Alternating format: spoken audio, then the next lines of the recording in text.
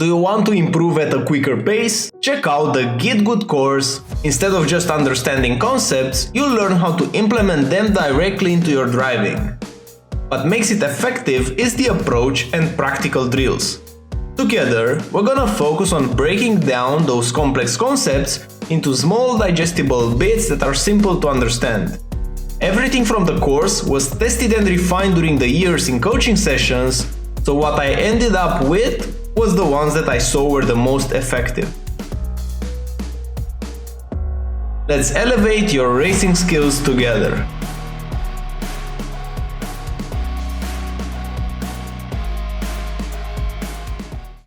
Now for the track guide. Before starting, if you want to improve at a quicker pace, check out my course or check out my Discord server if you want to stay in touch. Now going into the track guide itself, turn 1 right here, first of all you have to use all the track and you can have your right tires onto the white line here.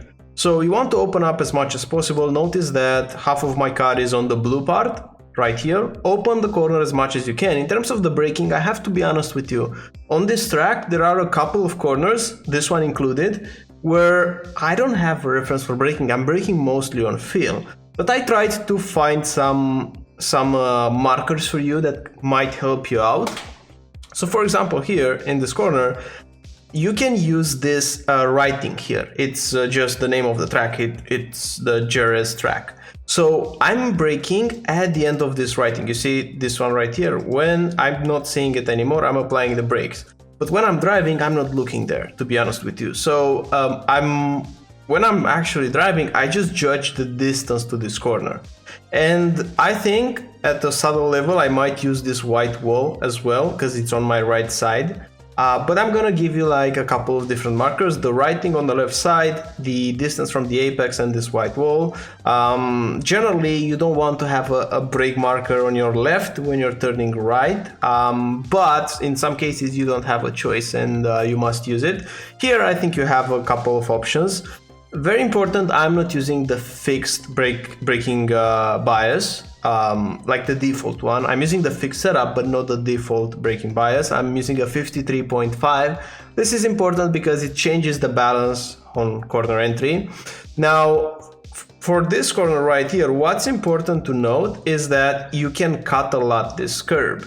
Notice that I'm putting my tire almost on the grass here. This is key.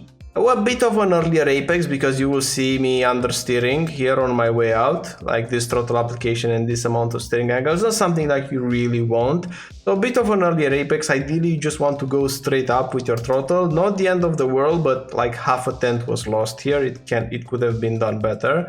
Also notice that I'm not braking hard on this track. I'm not reaching 100%, 80, 90, things like that. I'm staying around 70% in the braking zones, and this is just enough. Also use all this part of the track. And now for this corner, open up as much as you can, brake on this curb, because this is not a heavy braking zone. And because it's not a heavy braking zone, we can use this curb.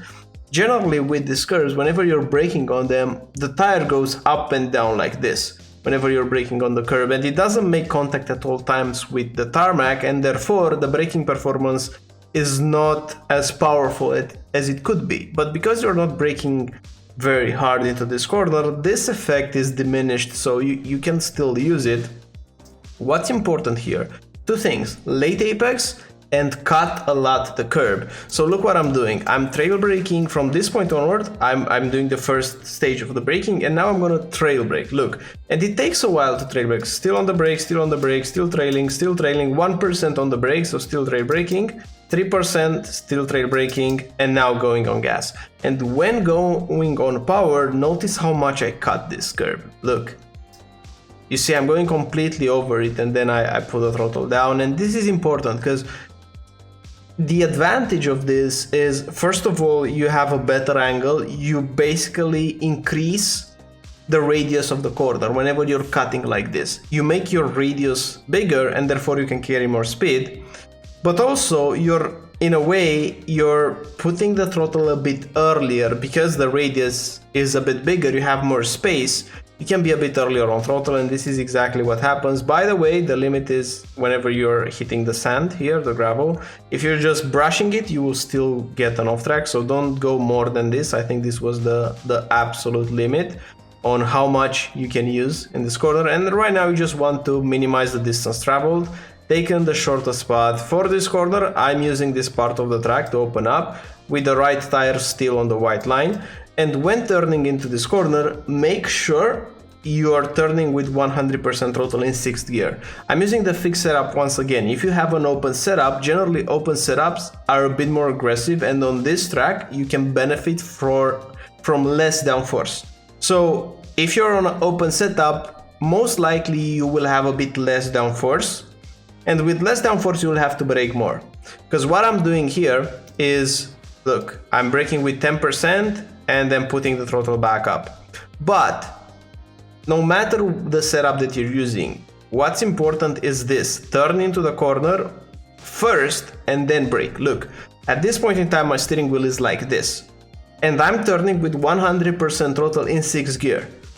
The common mistake will be to brake and turn at the same time. This will kill the momentum, and of course you will lose speed on entry, but more importantly you will lose downforce. And speed, you know, maybe you can get away with losing a bit of speed in some other cars, but with these cars, if you lose downforce, you can't get it back. So once you do the mistake on entry, it's lost. So what you want to make sure here is that you're turning with 100% throttle in 6th gear, and then you're braking exactly like I'm doing right now. Braking, barely braking. Pro tip here: make sure you're hitting this curb right here, because this curb will almost pull the car towards the right side. It's a big difference in hitting, let's say, the white line and hitting the curb all the way to the grass. Whenever you're gonna hit the curb, because of the physics of that curb, your car will basically get a bit more rotation. You will feel it instantly in your steering wheel. If you hit the curb from this angle, the car will rotate more, and you can carry more speed because of this. Look, the car rotates a lot. Like, this was a bit, maybe I could have pushed a bit more. It's like, I think I could have been just a tiny bit earlier on the gas, because I had like a small space left. I didn't expect the car to turn as much as it did when I hit the curb, so this took me by surprise, but it just shows how powerful it is. Now, again, this is one of those corners where I'm braking mostly on feel. So what I'm doing is I'm looking at the distance to this corner. What you can use instead is this orange part on the right side. You see this one? So let me see where I'm braking. I'm braking here. You see, it's still before the orange. So it's quite hard. It's quite hard to approximate. What I'm looking at when I'm driving, I'm just looking at this curb and I'm just approximating the distance. It's not like the best way to do it. So obviously, if you can find better references, that would be awesome. But here, besides this distance and this orange part of the wall, I don't think there's any reference available. So braking in a straight line, here is the only corner where you will brake more. You will brake more because this corner has a tighter radius, and also you're coming here with your top speed. So I'm braking 80%, quickly dropping it. Super important here, apex at the middle of this green part of the curb, very late towards the exit. I'm gonna put the throttle here. Notice how tight I'm here. I'm almost with my right tire on the grass. As much as you cut here, if you cut more here, you will gain more lap time. So cut a lot this curb, use all the track on the exit, and right now don't go all the way on the right side to prepare the next corner. It's not needed with this car. Stay here on the left side, cut this one like this, it will push you automatically towards the right side. Here you can open up a bit, because in this corner we're gonna brake, so have your right tires at the gravel. Turn first and then brake, like we discussed in the previous corner. In all these high-speed corners, this will be it will apply with any open wheel car. First we turn, then we will do a lift or we add a bit of brake. So here I'm doing like 5% on the brakes, using this curve to hook the car, and then going back on the throttle. Here it's a bit counterintuitive, but look, I can use more space here, right? Look, I'm arriving here, there's a bit more space that I can use. The problem is If I will push more into this corner, because the next corner comes very quickly, I won't have enough time to reposition. Look, this is all my time up until the braking. So I would recommend sacrificing a tiny bit of the track here, like don't go all the way to the gravel trap, even though you will carry a bit more speed, don't go all the way here, because this time that you will gain, you will lose in the next corner and you will lose more in the next corner. Because in the next corner it sets up the last sector, which is almost flat out, so you don't want to miss on the entry of the next one. So because of that, immediately I'm bringing the car to the left side. Notice that I'm not relaxing mid-corner, I'm just keeping the steering wheel straight. You don't have time for it. When you arrive here, you should be fast, you should be quick, you should want to position the car properly, bringing it all the way to the left, but you won't have enough time to bring it like really here, more on the left side. You won't have enough time. Even though the braking can allow you, like you can brake on this curb, you won't have enough time to properly position the car. You will be in a weird spot if you try it, and you won't gain a lot out of it if you just position a bit more. So using this, like what I'm using right now, it's fine. I think this line is quite good. I think that it might be improved a tiny bit, maybe if you force a bit more aggressively from here. Like what I'm wondering is, whenever I'm reaching here, maybe I should have got a bit more aggressively with the steering wheel to bring the car a bit quicker on the left side. You see, this is debatable. I think it would have been possible. So it all starts from here. Nonetheless, it all starts from here. So maybe I could have improved a bit more. If I just bring the car a bit quickly, then I could have used a tiny bit more, but it's not the end of the world. It's better to sacrifice that one a bit rather than mess up this. And in terms of the braking and the braking point, here it's a bit simpler. The moment that you will have the car almost straight, then you're gonna apply the brakes. So look, right now I'm applying the brakes, my steering wheel is almost straight. By the time I will hit, let's say 34%, I will just turn a tiny bit more, because in this corner you don't have enough time to brake in a straight line. You're gonna brake and turn in this corner. You won't have enough time. And when turning into this corner, you want to trail brake in lower percentages. It's so easy to lock up the front tire, and if you're using the fixed brake bias, oh man, you will have a hard time here.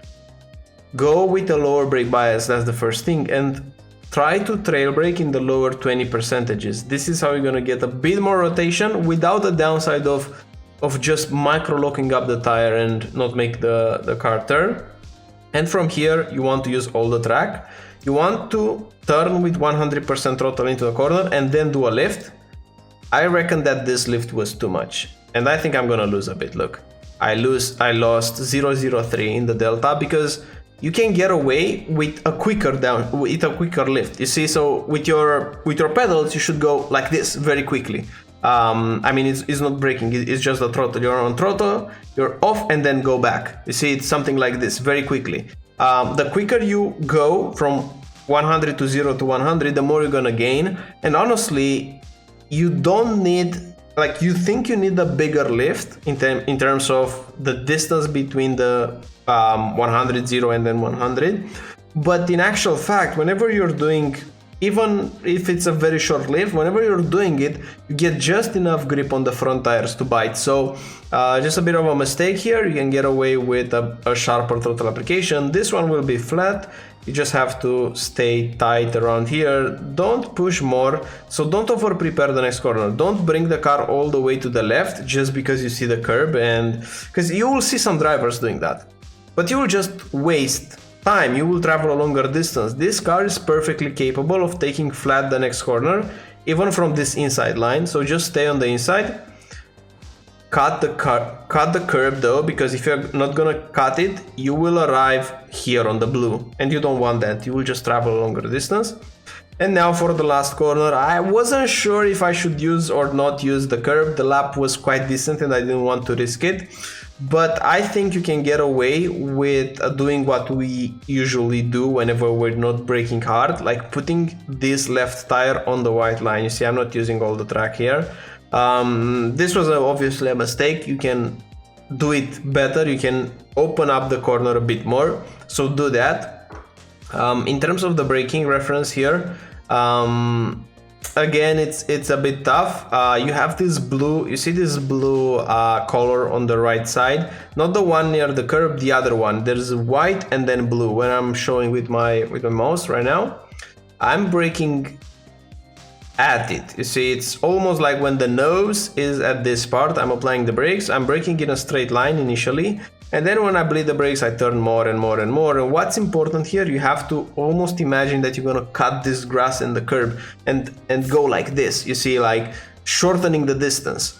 And this is exactly what I'm doing. Look, you see my tire, and then 100% throttle using all the track. And this is the track guide in short. I hope you like it, I hope you enjoy it. If you want to improve at a quicker pace, check out the course, it's incredible value in it, and I'll see you in the next one. Bye bye.